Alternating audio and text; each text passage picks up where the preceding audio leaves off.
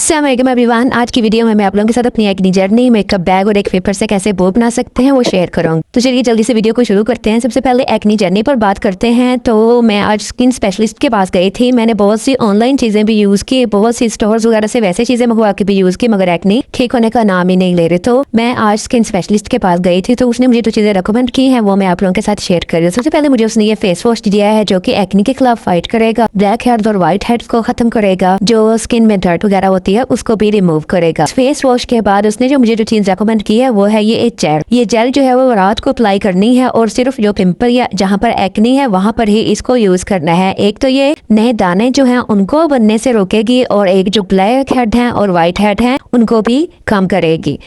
ये मैं आप लोगों को ओपन करके भी दिखा देती हूँ। एक तो हम मिडिल क्लास फैमिलीज का ये बड़ा इशू होता है, हम इधर उधर से क्रीमों पर बहुत ज्यादा पैसे लगा देते हैं, मगर हमने ज्यादा पैसों की वजह से किसी स्किन स्पेशलिस्ट के पास नहीं जाना। मैंने भी इसी तरह बहुत ज्यादा पैसे बर्बाद किए हैं, मगर एंड पे मुझे स्किन स्पेशलिस्ट के पास ही जाना पड़ा है। तो उसने मुझे कहा है कि 6 मंथ लगेंगे और तुम्हारी एक्नी हमेशा के लिए खत्म हो जाएगी। तो मैंने कहा चलें ठीक है। तो अब ये मैं ट्रीटमेंट स्टार्ट किया है। साथ साथ मैं आप लोगों के साथ ही अपनी एक्नी जर्नी शेयर करती जाऊंगी। उसके बाद जो थर्ड मेडिसिन मुझे रिकमेंड की गई है वो है ये लोशन। ये एंटीबायोटिक है। एक तो ये एक्नी को कम करेगा और दूसरा ये बैक्टीरिया को खत्म करेगा, और जो फेस पर स्वेलिंग हो जाती है या रेडनेस हो जाती है उसको भी कम करने के लिए इसको इस्तेमाल किया जाएगा। और इन प्रोडक्ट्स के नाम मैं इसलिए नहीं शो कर रही कि कोई मेरी तरह ऐसे ही इनको खरीद कर यूज करके अपनी स्किन को खराब ना करें, क्योंकि हर एक स्किन अलग होती है, इसलिए स्किन को चेक करवाए बगैर कोई भी चीज आप यूज ना कर। तो उसके बाद मैं अपना मेकअप बैग सेट करने लगी, क्योंकि यार निकाला था तो मैंने सोचा आप लोगों के साथ भी शेयर कर देती हूँ कि इसमें क्या क्या चीजें हैं। तो सबसे पहले जो इसमें चीज होती है वो मैं दिखाती हूँ, वो ये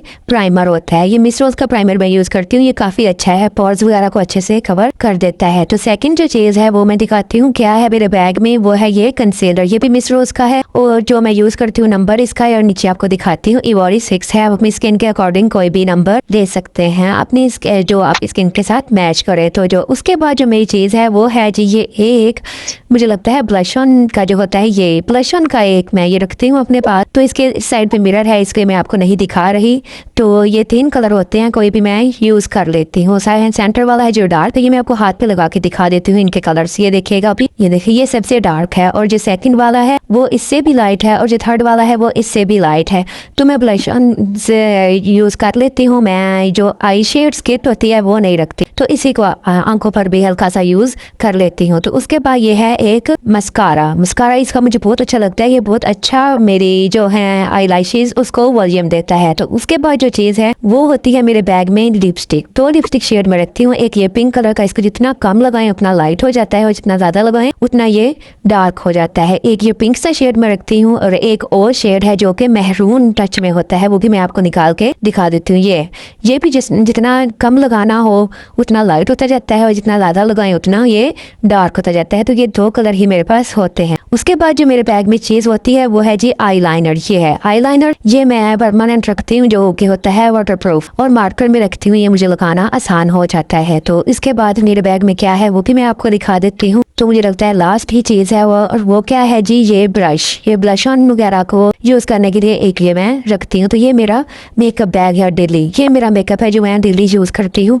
डेली भी नहीं मगर जब कहीं जाना हो तो ये बैग ही मैं यूज करती हूँ, और ज्यादा मेकअप मैं यूज नहीं करती। तो उसके बाद में बैठ गई एक प्यारी सी बो बनाने के लिए, क्योंकि मुझे क्राफ्ट बहुत ज्यादा पसंद है। तो सारा दिन काम करने के बाद जब मैं ये कोई भी प्यारी सी चीज बनाती हूँ तो मुझे बहुत सुकून देती है, और ये एक ऐसा वक्त होता है जब मुझे बहुत अच्छा लगता है, ऐसे जैसे मैं वेपर्स के साथ बातें कर रही हूँ। तो आज मैं ये वो बना रही हूँ। मुझे लगता है हर इंसान की कोई ना कोई एक एक्टिविटी होती है जो उसे सुकून देती है। अगर आप लोग भी जिंदगी में बहुत मसरूफ हैं तो कोई ऐसी चीज जो आपको सुकून देती है आप उसको अपना लें, और दिन के किसी भी वक्त में उसको कर लें, तो आपका सारा दिन के बाद बहुत अच्छा मूड हो जाता है जब आप अपने मनपसंद एक्टिविटी कर लेते हैं। तो मुझे ये बहुत पसंद है, इसलिए मैं डेली कोई ना कोई चीज ट्राई करती रहती हूँ और आप लोगों के साथ भी शेयर करती रहती हूँ। पिछली अगर आप लोग मेरी वीडियोस देखें तो उस पर मैंने बहुत से प्यारे प्यारे गिफ्ट बॉक्स बनाए हैं और आप लोगों के साथ शेयर किए हैं, तो उन पर मैं वो लगाती हूँ। तो ये मैं आज वो बना रही थी जो कि मुझे बहुत अच्छी लगती है। आप लोग भी ऐसे किसी एक्टिविटी में ज़रूर अपने आप को इन्वॉल्व रखें जो आपको सुकून दे। तो आज ये मैं एक पेपर से आपको प्यारी सी वो बनाना सिखा रही हूँ। ये आप लोगों ने फोल्ड कर लिया, उसके बाद आपने इसको ऐसे कट करना है। यहाँ से हमने एक स्टिक बनानी है, ये देख पीछे वाला प्रोसीजर भी आप देख लीजिएगा आराम से। उसके बाद आपने क्या करना है, जो आपका इसके ऑपोजिट वाला जो ट्रायंगल है उसको भी आपने पहले जो आपने फोल्डिंग की है वहां से 1 इंच दूर पर आपने कट कर लेना है। एक साइड से कट कर लिया हमने, इसी तरह हम दूसरी साइड से भी इसको इतना ही कट कर लेंगे। सेकंड दरमियान में से वो निकल जाएगा। तो अब आपने जो फोल्डिंग की हुई है उस लाइन को अच्छे से कट कर लेना है, पूरा नहीं करना, एंड तक जुड़ा रहने देना है, वहां से आपने थोड़ा सा छोड़ देना है। तो ये दोनों साइडों से कट हो गया। अब आपके पास जो दो ये ट्रायंगल रह जाएंगे उनको आपने दोनों को ऐसे जोड़ना है और एक कॉर्नर से कट करना स्टार्ट करना है और सेंटर में से डीप होता जाएगा और दूसरे कॉर्नर तक आप इसको कट कर लेंगे। तो कट करने के बाद एक ऐसी शेप आपके पास आ जाएगी। उसके बाद इसको आप ऐसे अंदर की तरफ फोल्ड करेंगे एक साइड से, फिर दूसरी साइड से, तो ये बॉ की शक्ल बन जाएगी। तो अब ये दो जो चीजें हैं ये आपने इसी तरह नहीं रहने देने, इसको आपने नीचे की तरफ फोल्ड कर देना है। ये देखें, नीचे की तरफ फोल्ड करेंगे तो ये बिल्कुल एक बॉ की शक्ल इख्तियार कर जाएगी। ये जो सेंटर वाली जो आपकी स्ट्रिप होगी, अब हम इसको इसके ऊपर ऐसे रोल कर देंगे। ये देखें जी, ऐसे जब हम इसको अच्छे से लपेट देंगे तो हमारी बॉ है जो वो बिल्कुल भी खुलेगी नहीं। अगर आज की मेरी वीडियो अच्छी लगे तो लाइक, शेयर और मेरे चैनल को सब्सक्राइब करना बिल्कुल भी ना भूलिएगा। मिलते हैं नेक्स्ट वीडियो में, तब तक के लिए अल्लाह हाफिज।